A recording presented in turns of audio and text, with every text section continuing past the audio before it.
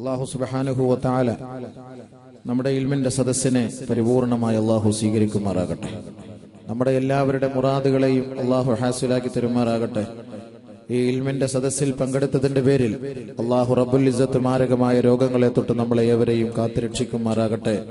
നമ്മളിൽ മരണപ്പെട്ടവർക്ക് അല്ലാഹു പുറത്തു കൊടുക്കുമാറാകട്ടെ. പരിപൂർണമായ മഗ്ഫിറത്തും റഹ്മത്തും നൽകി അല്ലാഹു അനുഗ്രഹിക്കുമാറാകട്ടെ. അവരെയും നമ്മയും സാലിഹീങ്ങളോടൊപ്പം അമ്പിയാക്കൾ, ഔലിയാക്കൾ, ആരിഫീങ്ങളോടൊപ്പം സ്വർഗീയ ആരാമത്തിൽ അല്ലാഹു ഒരുമിച്ച് കൂട്ടി അനുഗ്രഹിക്കുമാറാകട്ടെ. ഈ പറയപ്പെടുന്ന വിഷയം എന്റെയും നിങ്ങളുടെയും ജീവിതത്തിൽ പ്രാവർത്തികമാക്കുവാൻ അല്ലാഹു റബ്ബുൽ ഇസ്സത്ത് തൗഫീഖ് നൽകുകയും ഇഖ്ലാസോടുകൂടി പറയുവാനും കേൾക്കുവാനും റബ്ബുൽ ഇസ്സത്തായ തമ്പുരാൻ തൗഫീഖ് നൽകുകയും ചെയ്യുമാറാകട്ടെ. ബിറഹ്മതിക യാ അർഹമർ റഹീമീൻ. ബഹുമാനമുള്ള സഹോദരങ്ങളെ, നമ്മുടെ വിഷയം ആണും പെണ്ണും മാറുന്ന കാലം. ആണ് പെണ്ണായിട്ട് മാറും, പെണ്ണ് ആണായിട്ട് മാറും. പ്ലാസ്റ്റിക് സർജറിയിലൂടെയല്ല, പ്രവർത്തന ശൈലിയിലൂടെ. അത് ഖിയാമത്ത് നാളിന്റെ അടയാളമാണെന്ന് നബിയുനാ ഹബീബുനാ ഷഫീഉനാ റസൂലുള്ളാഹി സ്വല്ലല്ലാഹു അലൈഹി വസല്ലം. ആണുങ്ങൾ ഭരിക്കേണ്ട സ്ഥലങ്ങൾ പെണ്ണുങ്ങൾ കൈയടക്കുന്നു. ആണുങ്ങൾ സംസാരിക്കേണ്ട സ്ഥലത്ത് പെണ്ണുങ്ങൾ സംസാരിക്കുന്നു. ആണുങ്ങൾ ഏറ്റെടുക്കേണ്ട ഉത്തരവാദിത്തങ്ങൾ പെണ്ണുങ്ങൾ ഏറ്റെടുക്കുന്നു. ആണുങ്ങളുടെ ജോലികൾ പെണ്ണുങ്ങളാണ് പരിപൂർണമായി ചെയ്തു തീർക്കുന്നത്. അങ്ങനത്തെ ഒരു കാലഘട്ടം എന്റെ ഉമ്മത്ത് നേരിടും, അഭിമുഖീകരിക്കും. ആ ഒരു കാലഘട്ടം ഉണ്ടാകാതെ ലാ തഖൂമുസ്സാഅ, ഖിയാമത്ത് നാൾ സംഭവിക്കുകയില്ല എന്ന ആദരവായ ഹബീബായ ഷഫീയായ റസൂലുള്ളാഹി സല്ലല്ലാഹു അലൈഹി വസല്ലമ തങ്ങൾ പറഞ്ഞിട്ടുണ്ട്.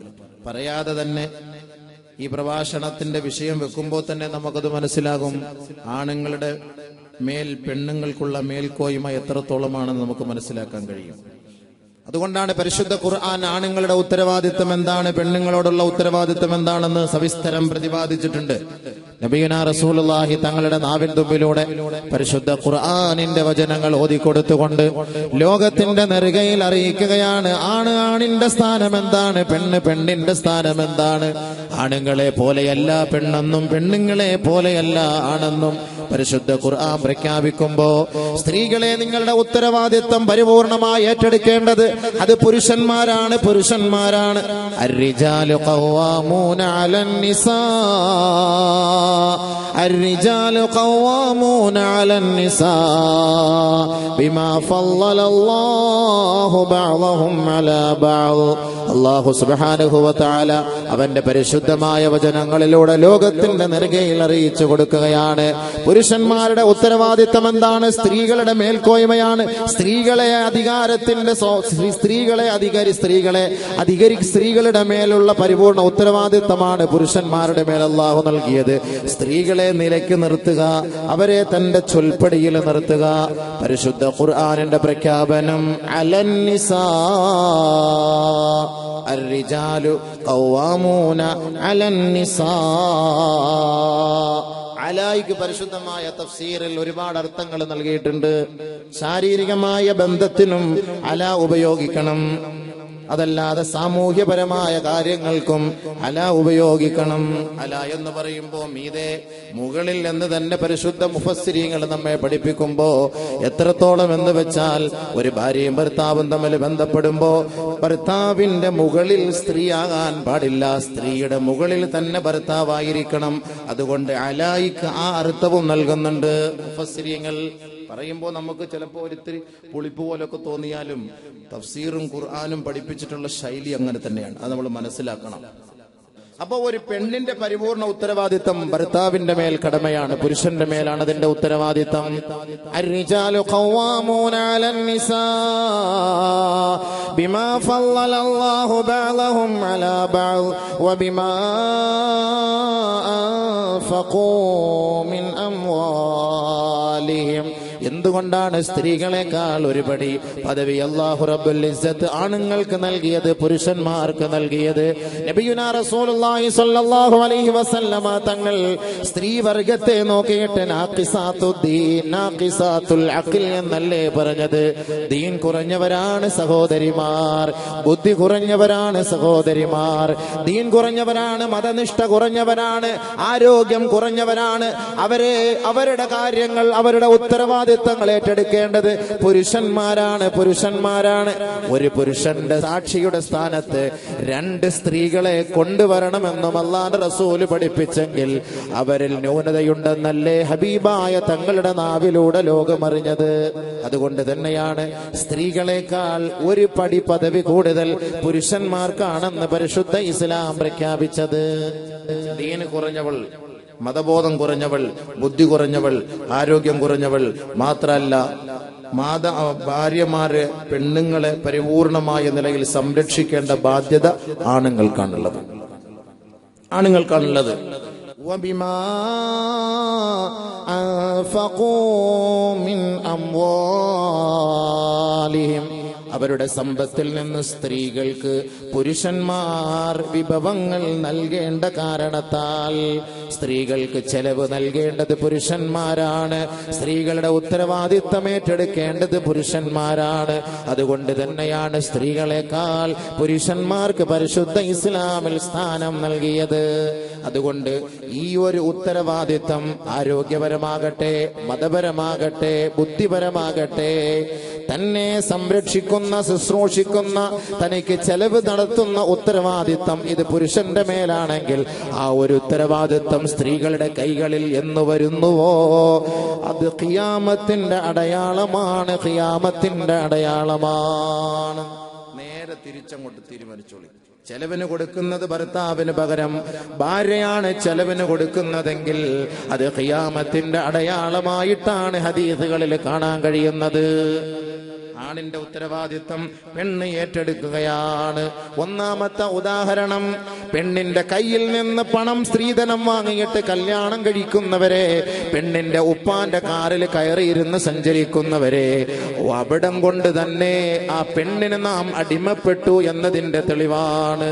ഒന്നാമത്തെ പോയിന്റ് അത് തന്നെയാണ്. വബിമാ അൻഫഖൂ മിൻ അംവാലിഹിം, പരിശുദ്ധ ഇസ്ലാം പഠിപ്പിക്കുന്നത് സാമ്പത്തികമായി കഴിവുള്ളവൻ, ഒരു പെണ്ണിനെ സംരക്ഷിക്കാൻ കഴിവുള്ളവൻ വിവാഹം കഴിക്കട്ടെ. അവന്റെ കൈകളിൽ നിന്ന് അവന്റെ വിയർപ്പിന്റെ തുള്ളി പൈസയാക്കിക്കൊണ്ടൊരു പെണ്ണിനെ അവൻ തന്റെ ജീവിതത്തിലേക്ക് ആവാഹിച്ചെടുക്കട്ടെ എന്ന് ഇസ്ലാം പഠിപ്പിക്കുമ്പോ ആ ഒരു ശൈലി മാറ്റിയിട്ട് പെണ്ണിന്റെ ഉപ്പാന്റെ വീട്ടിൽ പോയിട്ട് വിലപേശുകയാണ്. അത്ര വേണം, ഇത്ര വേണം, അങ്ങനെയാണെങ്കിൽ ഞാൻ നിങ്ങളുടെ മകളെ കെട്ടിക്കൊള്ളാം. അതല്ല എങ്കിൽ ജോലിയുള്ള പെണ്ണ്, ഭർത്താവ് വീട്ടിൽ നോക്കുകുത്തിയായി റബ്ബർ സ്റ്റാമ്പായി ഇരുന്നാൽ മതി. തന്റെ വീട്ടിലേക്ക് മണിയറയിലേക്ക് കടന്നു വരുന്ന ഇണയുണ്ടല്ലോ, സഖിയുണ്ടല്ലോ, തന്റെ സഹധർമ്മിണിയുണ്ടല്ലോ, നേരം വെളുക്കുമ്പോ ഭർത്താവിന് പാചകം ചെയ്ത് ഭക്ഷണം ഒരുക്കി വെച്ചിട്ട് ഒരു ബാഗും തൂക്കിയിട്ടിട്ട് എവിടെയെങ്കിലും പോയി ജോലി ചെയ്ത് സായം സന്ധ്യയിലേക്ക് വീട്ടിലേക്ക് മടങ്ങി വന്നിട്ട് ഈ റബ്ബർ സ്റ്റാമ്പായ ഭർത്താവിന് ഭക്ഷണം വിളമ്പിക്കൊടുക്കുകയും ചെലവിന് കൊടുക്കുകയും ചെയ്യുന്ന ഒരു കാലഘട്ടം പെണ്ണിന്റെ കൈകളിൽ വന്നുവോ അത് ഖിയാമത്തിന്റെ അടയാളമാണ്. അതാണ് ആണിന്റെ ജോലി പെണ്ണ് ഏറ്റെടുക്കുന്നത്. അതാണ് ആണ് പെണ്ണായി മാറിയത്, പെണ്ണ് ആണായി മാറിയത്. രാഷ്ട്രീയ തലങ്ങളിൽ നിന്ന് പെണ്ണുങ്ങളുടെ രംഗപ്രവേശനമല്ലേ?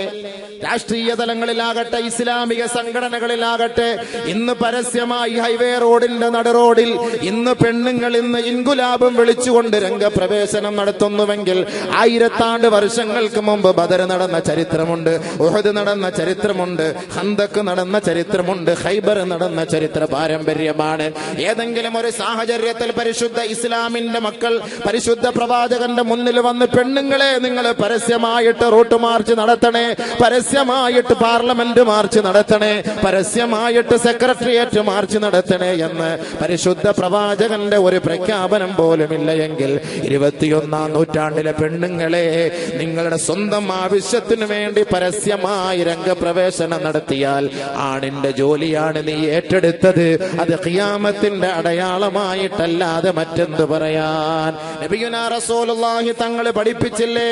ഖിയാമത്തിന്റെ അടയാളമായി കുറെ കാര്യങ്ങളെ കുറിച്ച് ചർച്ച ചെയ്യുമ്പോ അല്ലാഹുവിന്റെ റസൂൽ പറഞ്ഞില്ലേ, അതാഅർ റജുലു ഇംറഅതഹു, ഭർത്താവ് ഭാര്യയെ അനുസരിക്കുന്ന കാലഘട്ടം വരാതെ, ഒരാണ് പെണ്ണിനെ അനുസരിക്കുന്ന കാലഘട്ടം വരാതെ, ഒരു പെണ്ണിന്റെ ചൊൽപ്പടിയിൽ പുരുഷൻ വിറങ്ങലിച്ച് നിൽക്കുന്ന കാലഘട്ടം വരാതെ ലാ തഖൂമു ഖിയാമത്ത് സംഭവിക്കുകയില്ല എന്ന് ലോകത്തിന്റെ പ്രഖ്യാപനം അല്ലാഹുവിന്റെ റസൂൽ 6ാം നൂറ്റാണ്ടിൽ പ്രഖ്യാപിച്ചത് ഇന്ന് നമ്മൾ നമ്മുടെ വീടിന്റെ മുന്നിൽ കാണുകയല്ലേ, കൊച്ചു കേരളത്തിൽ കാണുകയല്ലേ, ഈ ലോകത്തിന്റെ നെറുകയിൽ നാം കാണുകയല്ലേ.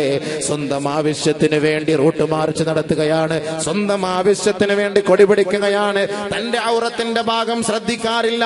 രാഷ്ട്രീയ മേഖലകളിലും രാഷ്ട്രീയ സാംസ്കാരിക മേഖലകളിലും ആണുങ്ങളോടൊപ്പം ഒരു നാണവും പുളിപ്പുമില്ലാതെ ഔറത്തും തുറന്നിട്ട് പരസ്യമായിട്ട് ഇസ്ലാമിക നാമവും വെച്ചുകൊണ്ട് രംഗത്തേക്ക് ഇറങ്ങിയ സ്ത്രീ സമൂഹമേ, ആണിന്റെ ജോലിയാണ് നീ ഏറ്റെടുത്തത്.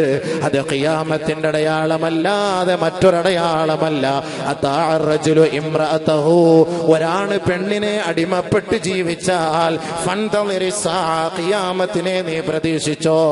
ആണൊരു പെണ്ണിനെ അടിമപ്പെടുകയാണെന്ന് പറയുമ്പോ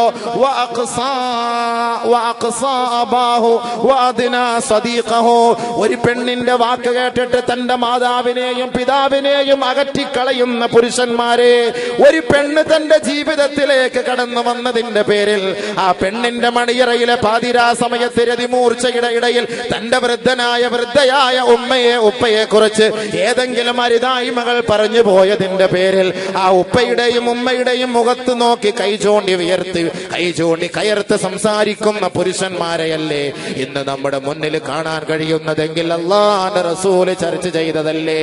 ഒരു കാലഘട്ടം എന്റെ സമുദായം കാണാൻ പോകുന്ന സത്യമാണ്. തന്റെ മാതാപിതാക്കളെ അവൻ അകറ്റി നിർത്തുമത്രേ.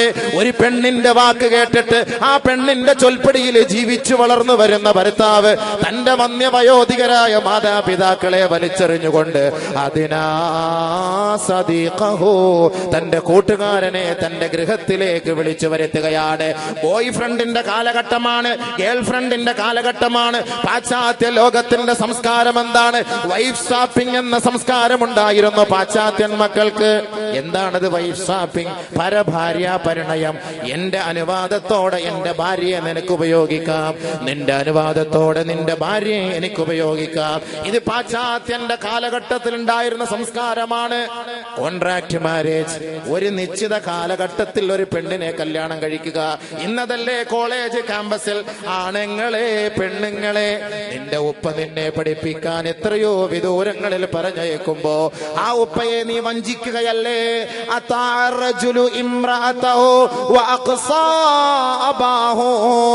ഏതെങ്കിലും ഒരു മൊയന്തിനെ ഇഷ്ടപ്പെട്ടിട്ട്, ഏതെങ്കിലും ഒരു കോന്തനെ ഇഷ്ടപ്പെട്ടിട്ട് അവന്റെ മുന്നിൽ തന്റെ ശരീരത്തിന്റെ നഗ്നതകൾ പ്രദർശിപ്പിച്ച് അവന്റെ കയ്യിലുള്ള മൊബൈൽ ഫോണിൽ അത് ഒപ്പിയെടുത്ത് ആ പെണ്ണിനെ നാണം കെടുത്താനും ആ പെണ്ണിനെ അതിലൂടെ അറ്റാക്ക് ചെയ്യാനും പരിശ്രമിക്കുമ്പോ അവസാനം ആ പെണ്ണ് പറയുകയാണ്, നീയല്ലാതെ എന്റെ ജീവിതത്തിൽ മറ്റൊരു വ്യക്തിയെ ഞാൻ ഇഷ്ടപ്പെടുന്നില്ല.